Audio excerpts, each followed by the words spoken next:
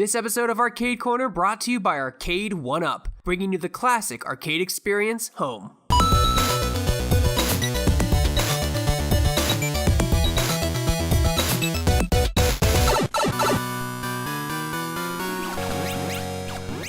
Ghouls'N Goblins hit arcades in 1985.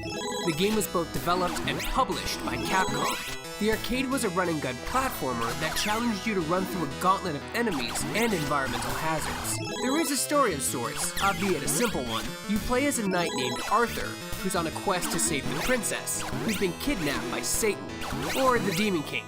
The name changed from version to version. The game was incredibly difficult. Like Dark Souls level of difficulty. It was just insanely hard, but not for the reasons you may think. The first was the most obvious. You could only take 2 hits before dying. The first hit would knock your armor off, leaving Arthur in his underwear, and the second would kill you, instantly turning Arthur into a pile of bones. Another factor was that you could only fire left to right, unlike the sequel, which everyone is a tad more familiar with, but we'll get to that later. And finally, the biggest factor was the jumping.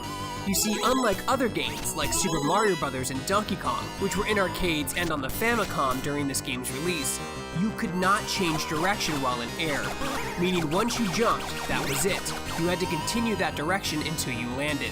This mechanic was incredibly difficult to adjust to, especially if you were used to platformers that allowed you to change momentum while in air. The game had 6 different environments/stages and multiple weapon pickups.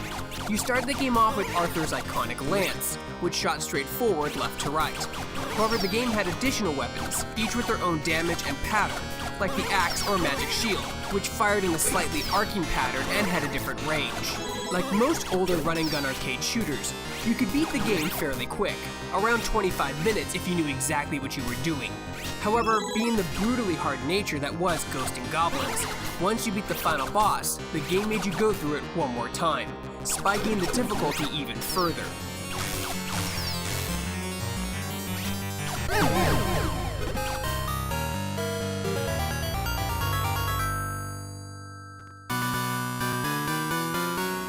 Despite the game being incredibly challenging, the game was a mass success and sold relatively well.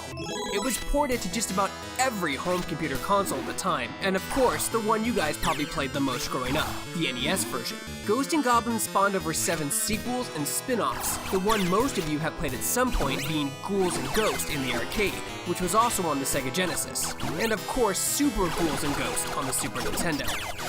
The Maximo series, released much later on the PS2, was not a direct sequel to any of the past games, however it did take place in the same universe as Ghouls'N Goblins. The last game to be released in the series so far was Ghouls'N Goblins Gold Knights 2 on iOS. The original Ghouls'N Goblins game might be coming to Arcade 1UP, pending approval, so keep an eye out for it on their website.